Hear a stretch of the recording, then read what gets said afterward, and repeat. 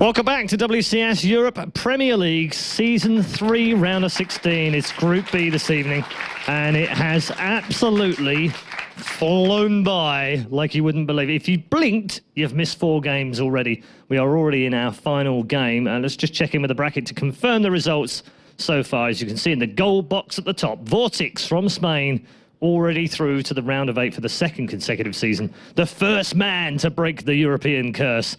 And at the bottom of the bracket, just 2 men stay alive. We've lost Baby Knight, but it's ThorZaIN or MC who will join him in the round of 8. It would be the first time ever that ThorZaIN had made it through, Apollo. But for MC, the 2nd season in a row for him. And as one of the hot favourites for this tournament, and I kind of alluded to it in the interview, he has to win this match. Yeah, well, usually when you go into a tournament for the 2nd time, you look at your previous result and say, well, I'm going to do better. For MC, he was the 2nd place of last season. So doing better would mean he would have to win this tournament. And I really think that he's entered this league to win it. He didn't come here to finish in 2nd, to finish in the round of 16 like he could do today. So for me, looking at MC against ThorZaIN, and especially considering that the ultimate goal for every single player is BlizzCon, which is very, very close for MC, this can technically only mean a win.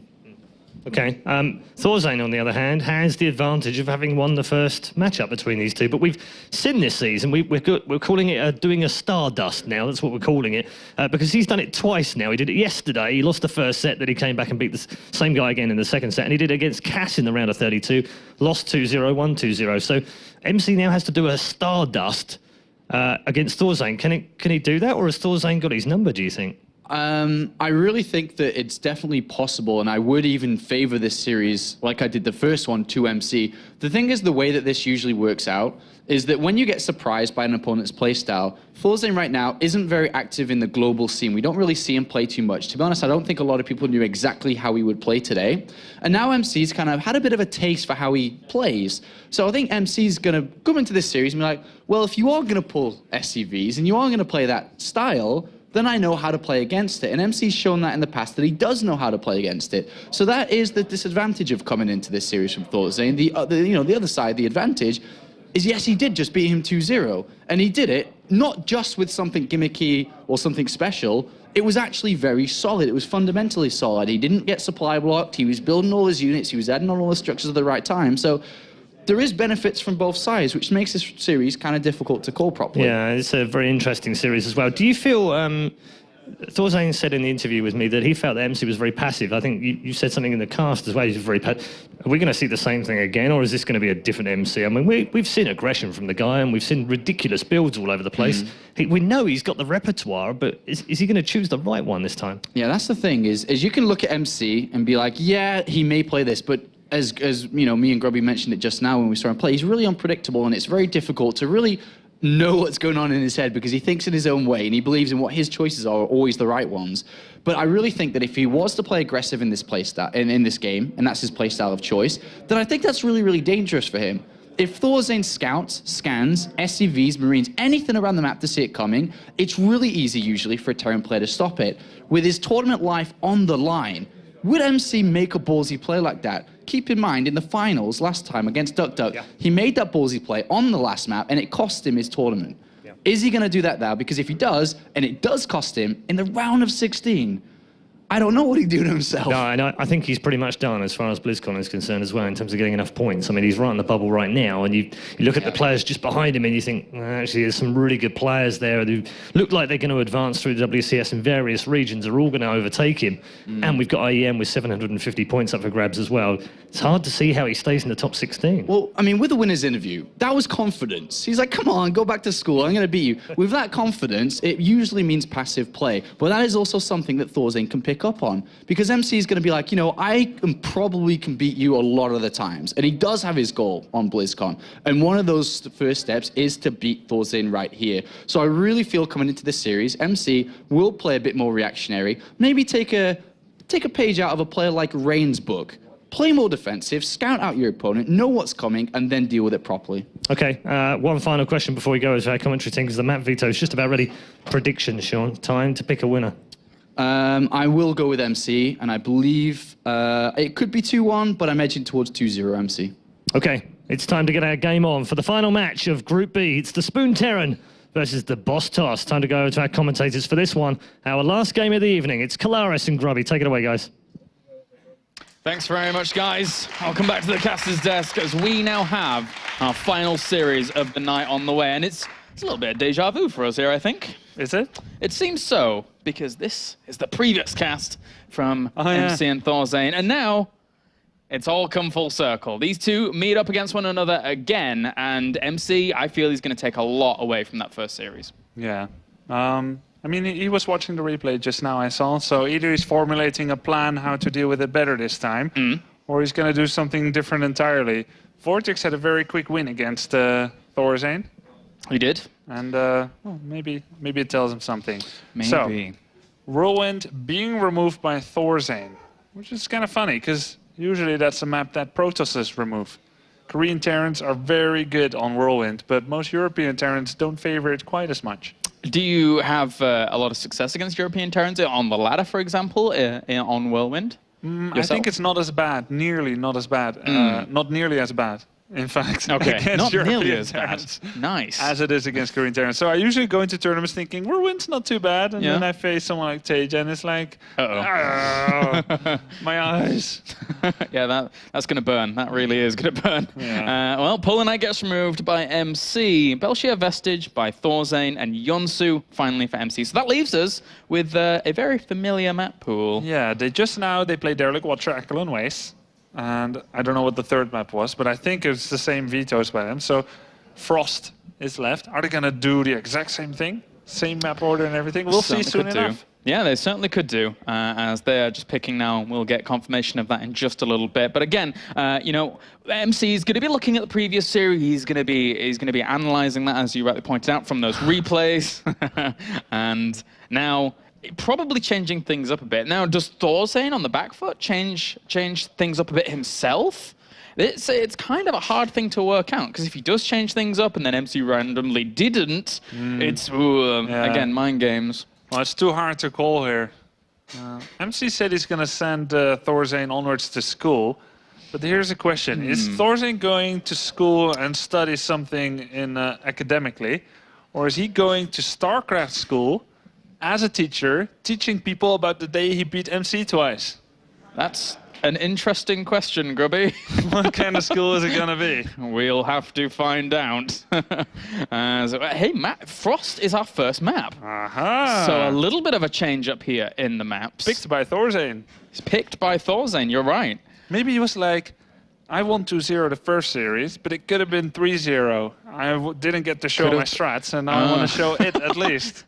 It could be. That's wrong conclusion. I just want to show my Frost strat. Well, here's the thing, is that Frost is a very, very big map. All 4 spawning locations are possible here, so it's no cross-force positions. And I think this is a very cool tactical choice here by ThorZaIN. Why? Because MC, chances are, he saw that first series, and it's a very similar situation to what happened in the round of 32. What happened? We saw MC, Stardust, and Cass in the same group. Stardust got trounced initially by Cass. MC, he was watching those games. He decided that against SCV pool tactics, he's going to use something very, very aggressive, very, very all-in, before an SCV aggressive move could even happen. Now, Frost is a cool option for me from ThorZaIN because it's a big map. It's much harder to execute an all-in strat when you're much further away from your opponent. It's a bigger macro map. So I think that's a cool choice from ThorZaIN. Yeah, cool choice. Very cool. And I do remember the last time they played on a big map. Well, actually, I don't remember the last time they played on a big map, but I remember once they played on a big map in Tal'Darim Altar. Oh, wow. It was the epic decisive game between them. Oh, yes. In TSL. That was cool, man. That was cool. A long time ago, but it certainly was awesome. Now that's not true anymore. 100%. No, it's not. He ruined my stats. ThorZaIN, you cheeky man. He ruined all of my stats, and now it's sitting at 99.9. No, it's not that big of a pool of games because it's just the WCS games. Yeah. But it's under 100. It is. It is certainly under 100. I guess it's sitting around 88 or 90% now, with 7 and 1, I should say. But aside from that, we have ThorZaIN over on the right here. And if he can bring the performance like he did in that previous series and bring the upset, then that would be a fantastic result from ThorZaIN, a guy that, you know, a lot of people do back. He's a fan favorite. He's a big fan favorite. But his results haven't preceded that as of late. That win against MC was his opportunity to rise back to those heights. Yeah. Yeah, it's a big day for ThorZaIN. Round of 8 would be absolutely fantastic for him. Yes. I didn't really expect him to see him in the round of 16, but he made it through there. Going through here, he will be the surprise story of this season 3. And there's always at least one surprise, if not more. But that will be a very, very cool storyline for him. What with his, you know, his recent shape and results, and his future, you know, plans to do it now here on the cusp of a change, a small change in his life. It would be pretty impressive for him. I think it would be absolutely crazy if, because personally I am anticipating big aggression from MC.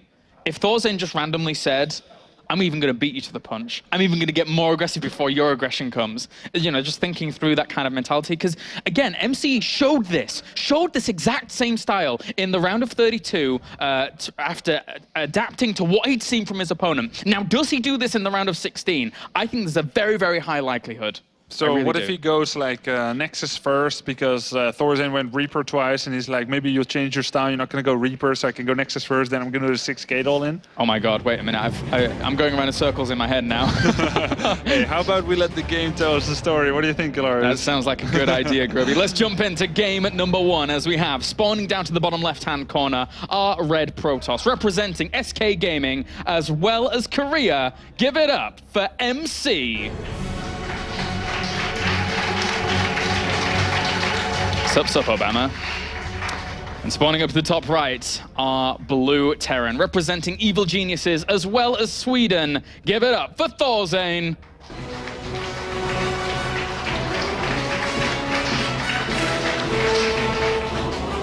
And besides being a good player, ThorZaIN is actually also an amazing caster. Did you hear his cast of Flo versus Take? I did not hear this. Flo's his girlfriend. She's probably cheering for him right now. Hi, Flo. Good luck to you in cheering for him. All right. Game observing by Alexandre Verrier. Wait a minute. Did you wish Flo good luck in cheering for him? It's a hard job to do. Aw. It's very nervous. Actually, I guess you would know. In terms of Cassandra always being there for you. And yeah. I cheer for people too. It's a very nervous thing, and you don't have any control over everything. So it's tense. Yeah. It's tense. Very tense. Do you see any barracks or refinery for ThorZaIN? Because no. then I think it's command center first. It certainly seems that way. So, and it's even going to be on the low ground. MC is sending a probe out up to the top left, so he will scout his opponent second. And there's not really a whole lot of room for him to do much from that, to be honest. Now, MC is going for double gas. Ooh. So it's like the least mineral-heavy build he could possibly do. And ThorZaIN's doing the heaviest mineral build he could possibly do, which already puts ThorZaIN on a pretty good lead. On 4-player maps like this, if you scout your opponent first and he's going command center first, you can maybe still react after a fashion. Third would be terrible. Second, still not quite timely enough to really do something. So, nice opening for ThorZaIN already. And MC, once again, with this, I don't know, questionable 2-gas opener on a map like this, he has to make something happen. He needs to do some damage. Yeah, and it's a hard one on a map like this. And, you know, ThorZaIN picking this map initially, he went in with this game plan all along. It's going to pay off for quite a while here. The probe sees it, and MC has to be a little bit miffed at what he's currently witnessed with the, well, he didn't see the 2 barracks at the top, but he can pretty much guess that's going on. You need those 2 barracks just to have enough Marines out to deal with anything your opponent's going to throw initially. Yeah. Now, ThorZaIN's SCV spotted the probe as they were both scouting the top left, and that's why he brought a second SCV down. And he also brought a third SCV down, and it is actually the right way to do it, because if not, you can lose like some CC production time, and you don't want to lose any of that, because that delays your orbital, and that delays the energy accumulation, and it delays your mules. So 3 SCVs down, and you saw they were all there, but the CC finished already, so it's not lost mining time. Now, MC sometimes goes for a quick Zealot, Stalker, second Stalker, Mothership Core pressure, and against someone who doesn't have a bunker, it wins outright. Now, the early bunker, I used to believe that it completely shuts down early Zealot, Stalker, Mothership Core pressure. That you'll just feel completely terrible as a Protoss. And I do feel terrible as a Protoss when I tried that. Yeah. But recently there was a game where MC did this. The Terran had a bunker. He just walked in and He killed just stuff. walked past everything, didn't he? Yeah, I remember. That's not supposed to happen. No, it's not. But he did. But he's boss toss. He does whatever he wants, to be honest with you. Yeah. But ThorZaIN, he's the presiding judge over this game. He may just say, you are not allowed to do this. Nope, And he's not. seen it. And the Zealot is chasing the SCV. So could there be any way for ThorZaIN to be more economically ahead? I don't think there is. Exactly. I mean, for all the time that SCV bought as he was just running around in the middle and he didn't get opportunity to poke up, even then he wouldn't have really done too much with that. So MC now has to fall back on this Nexus. And again, I'm still anticipating something aggressive from this position from MC. I won't be surprised if we saw maybe, a heavy gateway placed down. I don't think so. Not with this amount of gas that he has. He's going into the 400 gas region again. So it looks very similar to the worker previous count series. is in favor of ThorZaIN. He's 1 to 2 SCVs ahead. And he's got meals too. That's good for him. Oh, okay, so he takes the complete different route. He goes, well, I have two options. I can either play out, well, actually he has three options. Let's go over the three. Okay. One was mega aggression. The second was play out the game in the same way he did the previous series and just die. Or the third one is super economic focus. With ThorZaIN, yes, he has barracks down pretty early to pump out a lot of units, and there might be an opportunity for him to try and pressure that if he spots it. But MC, if he gets this going, that's a lot of economy he's going to have. Yes, it is. And it is kind of a funny location of the Nexus. It's not in the obvious place. ThorZaIN is not guilty of scouting overly much right now. If we take a look at his vision, definitely anyone who's trying to accuse him of scouting too much would be... Incorrect. It would be quite incorrect to the point of silliness. Yeah, so the way you follow this up, lots of gates or also tech a lot. If you also tech a lot and you get a bunch of probes, it's just like, if you don't attack me, I'll be miles and miles ahead. ThorZaIN, very impeccable with his timings, getting +1 at Stim in an early factory. And it really depends on how early he sees this. He didn't go for a third orbital, and he's actually adding 2 extra barracks. So ThorZaIN is going completely to the 2-base type of play. Yep.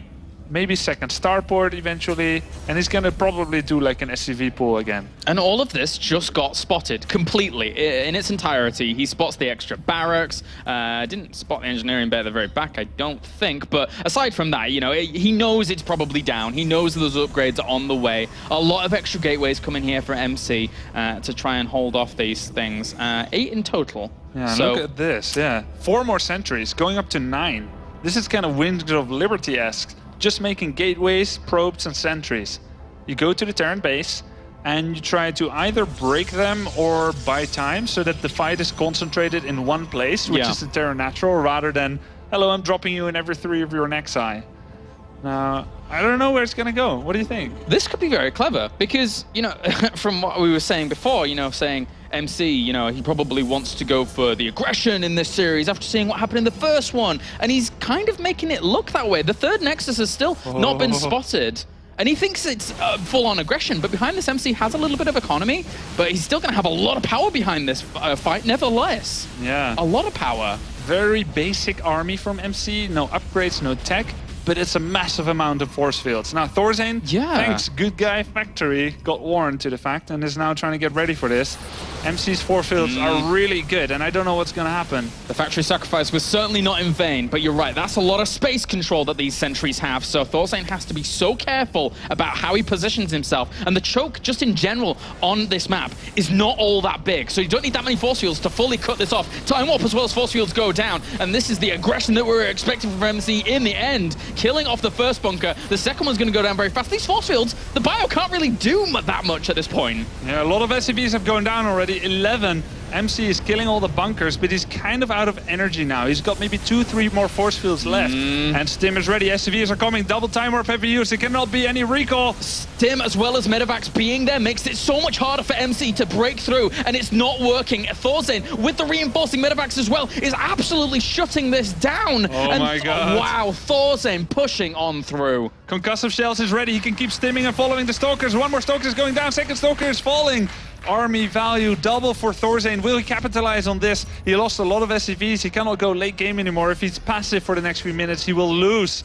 For a certainty, he has to do something. He has a lot of medivacs. He can definitely be aggressive. This is the window. This is that window where ThorZaIN now is an advantage over MC because MC does not have tech. He has to spread his units out so thinly across all these 3 bases. It's going to be really hard to shut it down if ThorZaIN takes the opportunity. And crazily enough, when we were seeing Cass versus MC, I believe it was Cass versus MC, or it was Happy yesterday who just didn't take the initiative in trying to do some damage when he had the window to. So can ThorZaIN now bring the power to MC? But Happy only had 1 medivac, and That's ThorZaIN true. has 8 medivacs. Here we come with the bio. There's no photon overcharge. Only 2 force fields. He can pick up the units and go behind. Stalkers are trying to focus down the medivacs, but none have gone down yet. It's too much. It's just too much. GG, well played. ThorZaIN doesn't stay back. He knows when to hit, and he hits hard. Very well played there. I got a little bit of goosebumps there. Oh, a little bit of goosebumps. Very well ThorZaIn, played. man. The factory was in front of his bio, so he didn't get caught off guard. That's the way to lose a game like that. His medivacs were following his bio. They weren't with the bio yet. Went back. Some nice set of force fields and time warps, but ThorZaIN didn't sustain critical damage. Yeah, the aggression was there. It was evident. It was a little bit different to what we would have normally seen with the 3rd Nexus going down, kind of alluding to a bit more of a macro focus. But fully enough, I can remember times where in the European scene, people like Adele Scott would just throw down a 3rd Nexus and then just go mass gateway units and try and break their opponent. It was not to be, though, there in that game. It was not to be. And now SKMC is not only 1 game away from being eliminated here in Premier League, not only 1 game away from not going to the round of 8, but potentially 1 game away from not going to BlizzCon. That is huge here for MC. Absolutely massive. Of course, he could potentially go to the open bracket in New York if he's going there and get some points there. He would have to. It'll be tough. He would absolutely have to, I feel. Yeah. Because it's sitting at a 15th place in that top 16 ranking currently. You are not safe. People are going to accrue a lot of points throughout the season. Maybe ThorZaIN will overtake him. Maybe ThorZaIN will if he is able to do well here and then even move on to the season finals and get some points there as well. But being ahead 1-0 doesn't mean anything if you're not going to play good anymore the rest of the series. Will ThorZaIN keep his cool and finish the series as he has started it and as he has done the previous series? Will ThorZaIN will MC send ThorZaIN back to school, or will ThorZaIN send MC back to Korea? We'll have to see. It's all down to the wire here in game number 2, as we have spawning up to the top right-hand corner, a man that has to fight for his life in Premier League, in WCS in general, in the red, representing SK Gaming and Korea. Give it up for MC.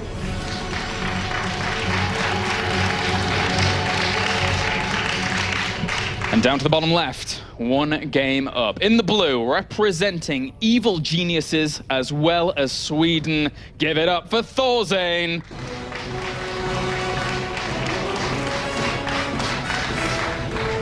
Now we've seen 2 games in the first series where ThorZaIN did the first attack and just rolled over MC.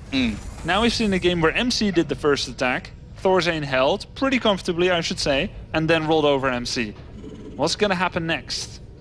Who's going to do the first attack? I'd like to say, I'll go with your gut, saying that maybe it'll be MC again, but perhaps a different nature of attack. A different one, yeah. I think maybe on the 2 base, something from there. A 3rd Nexus was a little strange. Didn't really work out. So maybe MC goes back onto his crisp timings that we've seen a lot in the past, that have won him championships. Not only just seen a lot in the past, they've won him a lot of money. Go back to that for MC, try and break ThorZaIN, because ThorZaIN's macro, if you let him just go and get his 3rd base and pull those SCVs, I don't think MC wants any of that, any of it at all. Now, a lot of the 1-base aggressive options are already being shut down purely by the fact that MC is scouting, which costs a lot of money. And he's also making 2 gases. So he's not doing something like 1 gas, 4 gate all in or whatever, or 1 gas expand and very quickly get a lot of minerals and make gates. So MC is showing a little bit of inflexibility here. Or, conversely, he's showing confidence in his own style despite all the things that happen. Sometimes you can't get in a player's mind. They'll be thinking, I know why I lost game 1, 2, 3. They were stupid mistakes, and I won't make them again. Let's see. Let's see. ThorZaIN's been playing well against MC here so far. And MC, he has a lot of confidence. He has a lot of confidence, so that could be coming into it in terms of him being happy with his build. And, well, for now, Marine is on the way. MC, though, ThorZaIN even, with the particular gas timing, could go for delayed Reaper later on to try and jump in and see what's going on, but it's harder on a map like Derelict Watcher, so that does go in favor of MC somewhat. Yes, that's true. Okay, That looks we've like got a Stargate placement. I think ThorZaIN is doing a little bit of a strange build here. It's not a Stargate placement, sorry. No, we're both looking at another player. Yeah. And please, tell me what you've seen. Well, it is indeed that Twilight Council, so MC is already changing things up here. Now, what do you suspect this is for here, Grubby? The place he built it is fragile from shooting from the low ground. So he's not just getting it as a normal, let's make a Twilight because it's a normal time to. Yeah. It could be Blink, it could be DTs. The map, I mean, he's not making a Robo, so DTs isn't as likely. I'm thinking Blink, and he's also not getting a Nexus yet. It could be a one-base Blink all-in? Yeah, it could be. And it's looking like it is so far. And that SCV, I'm pretty sure he spotted the was on Nexus. I don't think he... I don't think it was close enough. I could be wrong, but maybe it's really on the fence here. It's on the edge. It's on the edge. And the interesting, just to point out to you guys that what Grubby was talking about previously is because in Heart of the Swarm that the Dark Shrine is so cheap now, it's a little bit harder to know initially if it's going to be a Blink all-in or Dark Templars. Same cost, Blink and DT. Exactly. So now MC here going for extra 3 gateways. We know exactly what he's up to, but ThorZaIN needs to find this out. He needs to have bunkers at the front. He needs to have bunkers even on the high ground sometimes to deal with this. Yeah. Thankfully for ThorZaIN, his buildings are all really far back. Yeah. One of the objectives of a Blink all-in here is to like snipe out, you know, a tech lab that's researching STIM. Exactly. But it's so far away. Exactly. But now for a build like this, Stimpak is not the priority. Stimpak usually starts at 6 minutes or so. He hasn't got Stimpak started yet, and he doesn't have the gas yet because he's doing something different entirely. A little bit of a unique BO. We can maybe look back at it later and see exactly what was unique about it. But basically ThorZaIN has got a really quick expansion while also having really quick Widowmine and Medivac.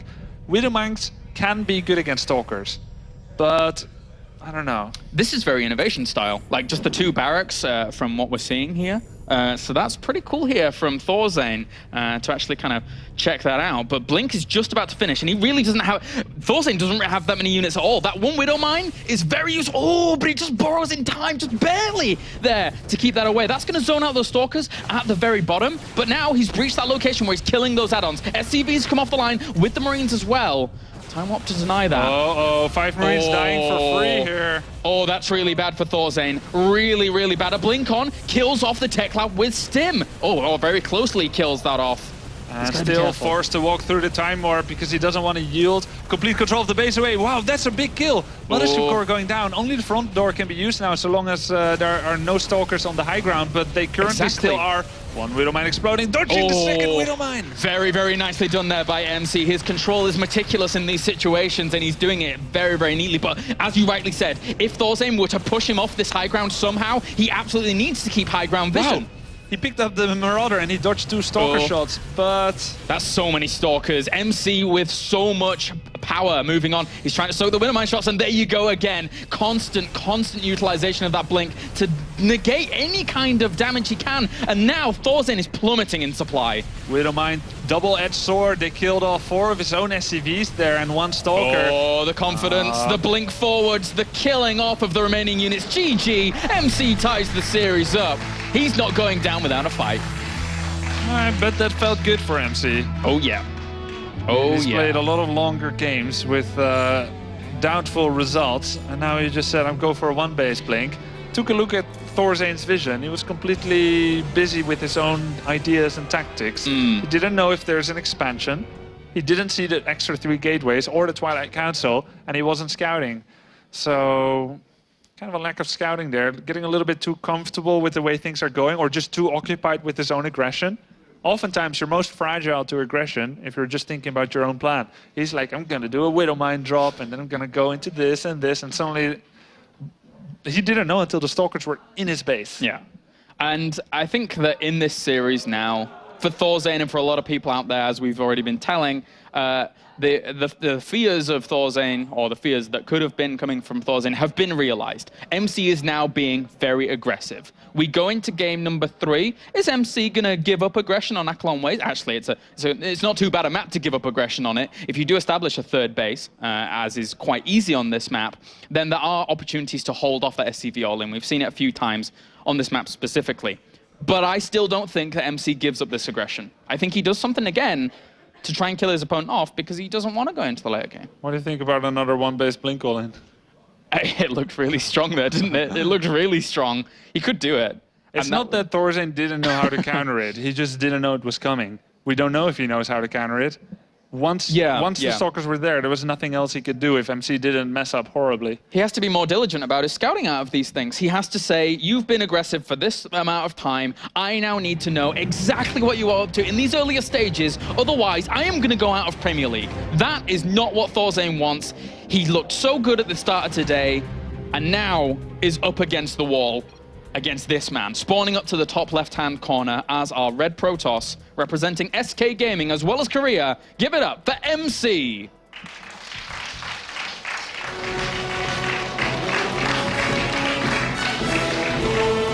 And down to the bottom right, our blue Terran, representing evil geniuses as well as Sweden. Ladies and gents, give it up for ThorZaIN.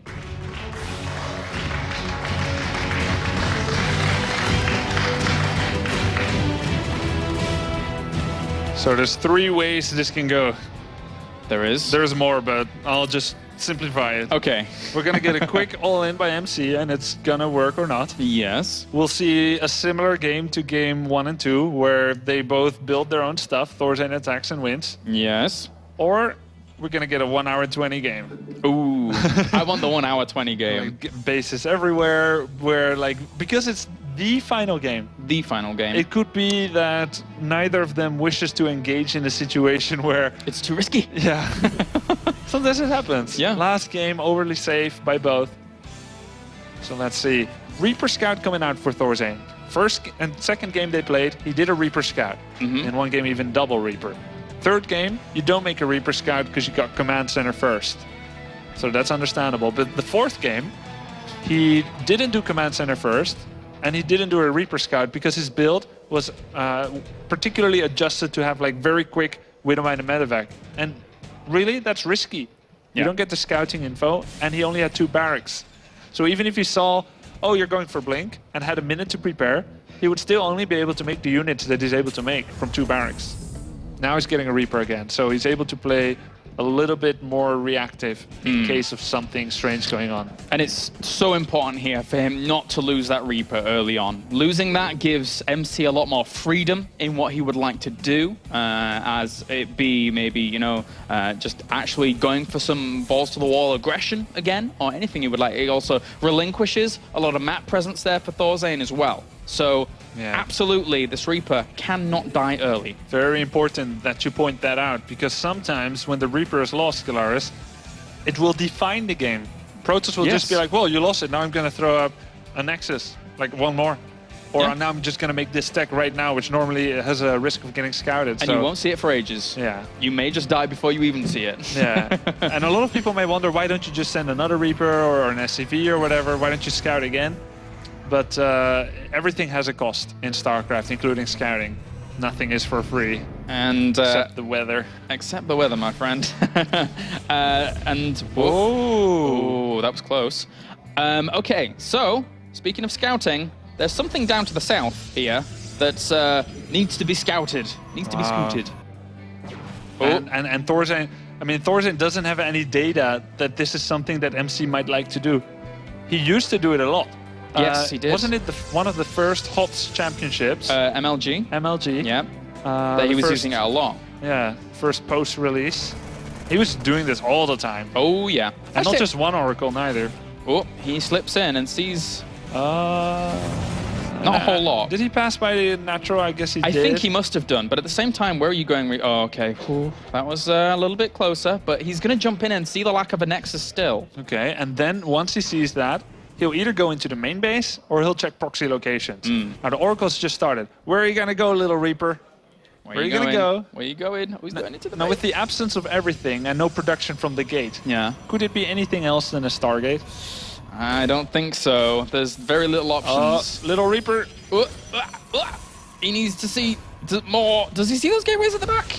Not yet. No, he sees one. 4 gates. Oh, there we go. 4 gateways at this time. It's an Oracle 4-gate all-in. Yes, most ThorZaIN, definitely. What are you gonna do?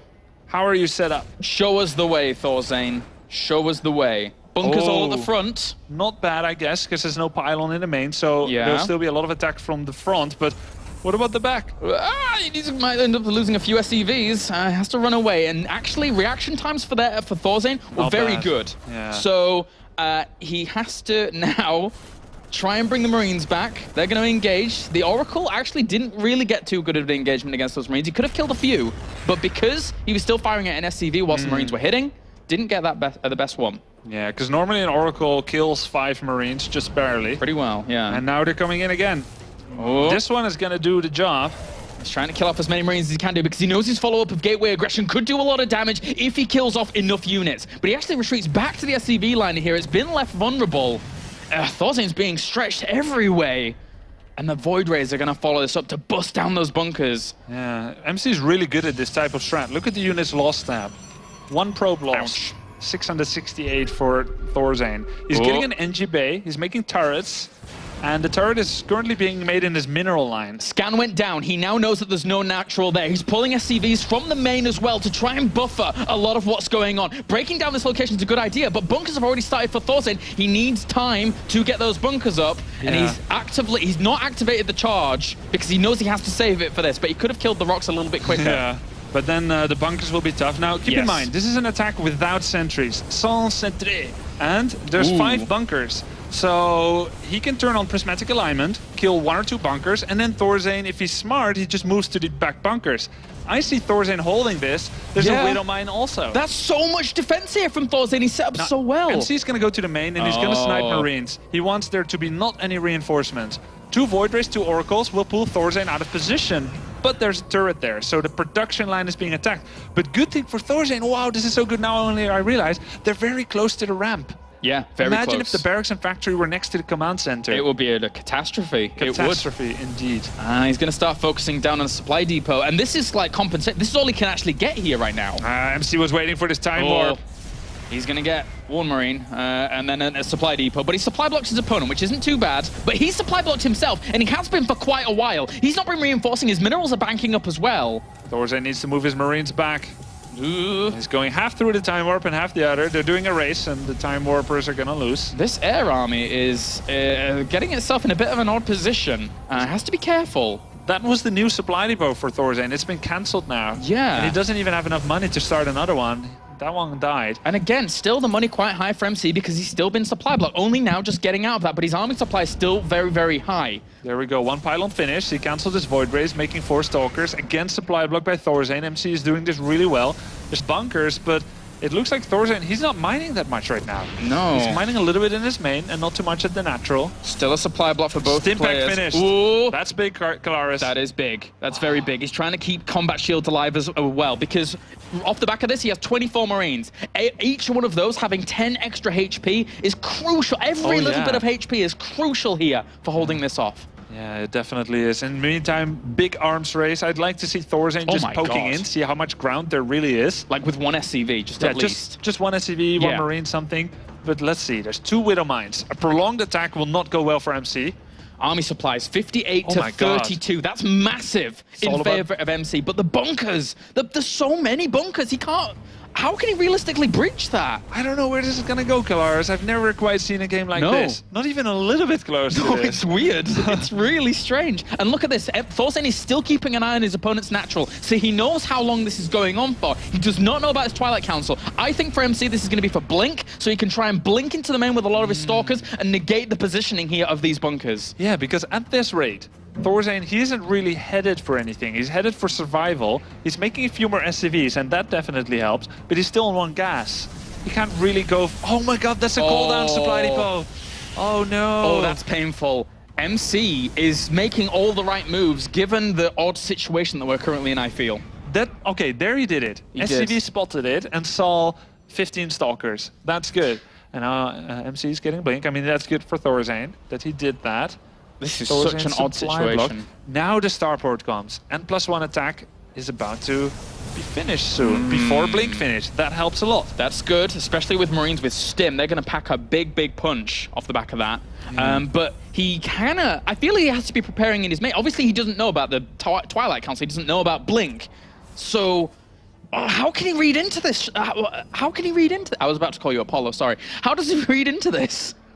Well, there's a unit, there's an SCV at the natural, so he knows it's one base. He's seen gratuitous amounts of stalkers, more stalkers than your body has room for, and that might tip him off. Medivac is the unit of choice from the starport, not the Vikings. This is a lot of stalkers, man. What kind of strategy is this? It's madness. 24 stalkers. It's gonna blink into the base. That's is there still so a time much. warp on the mothership core? There are 2 time warps. This will be so hard for ThorZaIN to micro. Stim and +1 is done. There's a medivac done. He could use, he has And the vision. He has every tool necessary to do a lot of damage. He's going to load wait these till the Marines. Marines come and then blink in. Oh, he could go for it. He's going to kill off so many Marines. He has to send Zealots at the front as well. And the MC is doing a lot of damage. And now, how do you engage this with these Marines? He has to bring the SCVs. He absolutely has to. Oh my god, he definitely has to bring the SCVs, but the time warps, they need to run out. They're in a very nasty location. Stim goes on, this is one gonna be Oracle it. goes down, second Oracle goes down. The Marines are following, Mothership Core goes down, the Void Rays are being attacked. Where is this going? It looks very good for MC. There's a lot of Stalkers, but Marines trade very well. It's 25 Stalkers to 24 Marines, and the Stalkers, they're going to win out in the end. They have the longevity. MC is taking a massive supply lead. The Marines, they tried to stim forwards. They shut down a lot of those Stalkers, but now the front is left vulnerable. MC is going to be able to power forwards. He knows he's soaked up all the Widow Mines as well with Zealots. Oh my god. There's This no vision game. right now, so it's a frontal attack. Marines are here, they need to get in the bunkers, but there isn't that many Marines. Oh, blink back out of those Widow Mines. They're still important because, again, he has no vision of those either. He doesn't have the detection. 7 harvested to 24. MC is in prime position now to keep this through. And he can set them off with Blink. There's Yeah. another Oracle coming to spot for them as well. Where is he going? Oh, he's going Go around from the other side. What if he just blinks into the natural? This is brilliant. He's crossing the T. He's negating the damage and the presence of these bunkers at the side and just going to walk straight on in, killing one bunker off and laying waste to this natural position. GG, well played. MC is able to take the victory 2-1. What a recovery. What a weird series. Solidifies thereby his ranking points for BlizzCon. Oh, What a weird game. What a hard game to learn from for ThorZaIN. How do you learn from that? Have you ever seen anything like this? I have not seen that kind of prolonged camping outside of a base, but we have to give it to MC. What decision making? Yeah. What decision making to say, okay, I can't exactly break the front. There's so many bunkers there. Commit more to air. Eventually follow it with blink. Really start exploiting that over and over. The supply blocks constantly killing off supply depots. What decision, man. And here are the final moments of that game. Yeah, I mean, he's even dodging the Widow Mines. He could have set them off, but he didn't need to. And there was only 7 SCVs left for ThorZaIN. Kind of disappointing. I feel like ThorZaIN can still be happy with the way he played. Oh, yes. He played solid. He understood the game well, but like, how do you prepare for something like that? MC. He's like, I got one more trick in there. There's a lot of them. They've all fallen out, but there's just that one left. 15-minute blink after double Void Ray, double Oracle harass. Killing supply depots, Marines, killing a barracks. Only MC. Only MC. We're What glad a to game. have him in the scene. Yep. He's going to move on to the round of 8. Joined by great company in Targa and help me out here. Vortex. Targa, Vortex, and yesterday, finally, we had Stardust advancing on as well. Stardust. All right. So Let's that's- hear what he has to say about it. Yeah, let's send it over to Red Eye with the interview with the victor. Moving on to the round of 8, Mr. SKMC. Thank you, guys. Yes, MC did it the hard way this evening. After coming back, that was a bit nervous there because it looked like maybe you were going out, and if you went out, that's it. That's game over for 2013 and BlizzCon. But you've managed to pull it back. How did you do it? I didn't go BlizzCon 2011 and 2012, my first time BlizzCon. So I really want to go BlizzCon, so I must win. I got it. You did get it. You see, normally you have a lot of fun with us. We have some fun interviews, and you're always laughing and smiling and joking. But I know how much you want to win. But you genuinely seem relieved right now. Sorry? You seem relieved. You seem, you know, whew. You sort of thanks for winning. I thought ThorZaIN is not hard for me, but I played him today. He is really strong, so I thought, oh, I can't beat him in macro game, so I just go all in. So you decided to use the Stardust element, maybe a bit of cheese. Hey, I'm world of best cheeser. He's noob. You're the world's best cheeser. Yeah. Okay. And So I forgot to ask you, because I was going to talk to you about it in the Baby Night game, but you did some bad scouting in that game, didn't you? yeah, I'm really, I'm really surprised because That looked like it was me scouting. no, just Baby Night SimCity is very well. Okay. His SimCity is very well. Just not my bad. Yeah. All right. So well done, congratulations. You are through to the quarterfinal again. I heard you say earlier you wanna play Targa now. Of course, he's really easy, and It's okay. I'll just set you up and you can, you know. just kidding. He and me really close friend, and when I tell him, I say to him Santa Claus. He looks like Santa Claus, really big guy, and yeah, so much this. Beard. Yeah, beard, so much. So he looks like Santa Claus. Okay. So I think the problem is he's not going to give you any presents, but good luck anyway. MC is safely through to the quarterfinals, ladies and gentlemen, after having an absolutely monster game against the very unfortunate Evil Geniuses ThorZaIN, who's also put up a fantastic fight tonight. Not so much from Baby Night, though. He also drops out of Group B in the Premier League, but this man is moving on. That's almost it from WCS Europe tonight, but we do have a bit of a wrap-up with our three commentators. So, guys, take it away. Thank you very much, Red Eye. I'm here with my handsome set of casters. What a day! What a day two. First of all, Clarice, looking back on day two, what was the thing that really stuck out the most for you today? That's actually a good question, because there were a lot of good games today. I want to commend ThorZaIN for his great performance in the first series against MC. I think that his solid understanding of those first couple of games was really nice. But at the same time, Vortex's commanding performance of the day as well, that was pretty awesome. Anything stick out for you that really says, wow, that was day two of WCS, something for me to remember?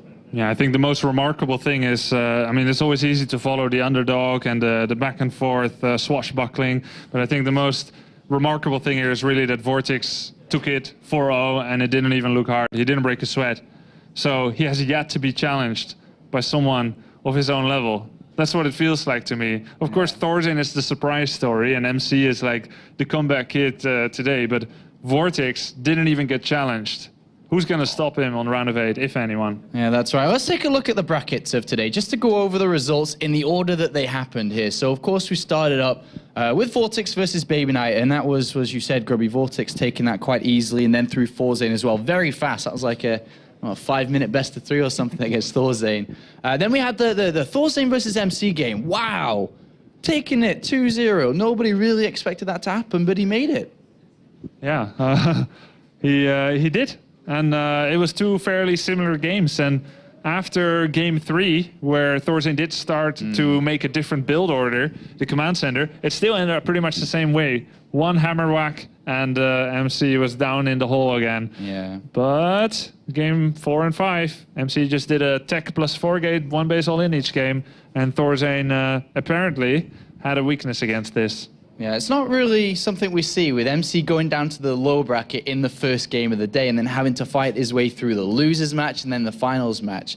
Do you think that MC did show a little bit of weakness, but is he still a contender for the throne of the Europe Premier League, do you think? I would say so. Any Terran he's going to run up against, for example, if MMA comes along and challenges him, who arguably is one of the favorites of the entire tournament as of late, he's going to look at those series and then try and adapt throughout them. Because we're getting into the realms of best of fives now, which gives them a lot more freedom to feel out their opponent in a first 1 or 2 games and then try and adapt from that point on. And MC, he's shown today he can adapt and adapt very strongly. Yeah, MMA and 4GG definitely favorites. They're not actually through yet, but of course, they'll be favorites to make it through. But let's take a look at tomorrow's games, guys, because of course we have another group coming to you straight away, 4 days in a row. This is Group C. And of course, there's one name that shines out above the rest for me, and I'm not sure you guys feel the same. 4GG in there, of course there is Showtime, Genius, and then Nurture. Grubby, what do you think about day 3 right there? Well, I actually think this is the strongest group of the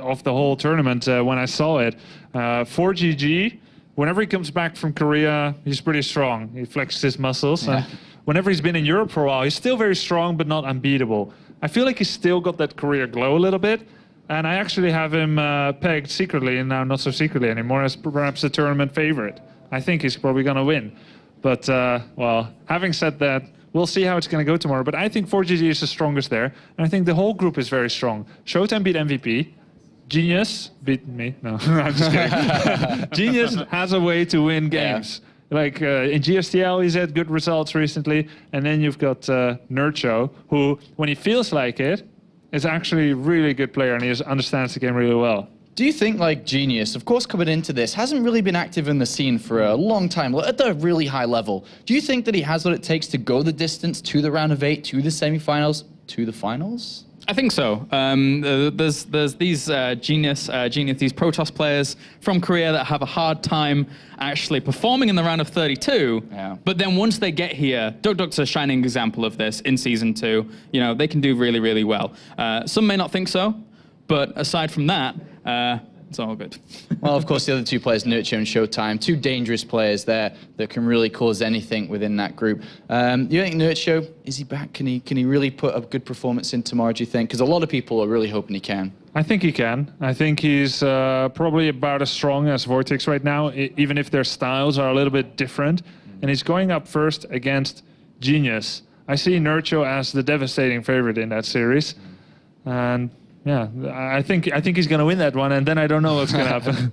All right, well, thank you very much, guys. I enjoyed today. I'm sure you guys did as well. Now it's time to pass it over to Red Eye to close the night. Yes, thank you very much, guys. Ladies and gentlemen, our 3 commentators, Grubby, Apollo, and Kalaris.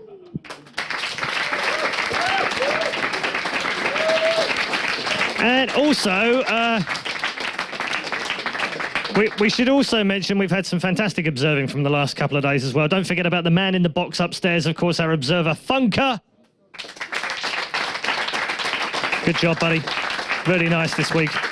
And that's about it. That wraps up Group B of 4 groups this week in the round of 16. We've already seen 4 fantastic players make their way through to the quarterfinals. Just 4 more spots to go for Thursday and Friday. Make sure you join us tomorrow from 6 p.m. Central European summertime. It's still summertime somehow here in Europe. But join us tomorrow for Group C. It's going to be fantastic. And don't forget, in 5 minutes' time, we'll have the first of the series in WCS Extra with this rowdy lot behind me. MC will be joining us. Grubby will be joining us. Apollo and Kalaris will be here. And I'm pretty sure we'll squeak in some more rock, paper, scissors World Championship stuff as well. So don't miss that, whatever you do. Also tonight, in less than 2 hours' time, WCS America continues as well. So plenty more StarCraft 2 action to come. But for now, from WCS Europe, it's good night.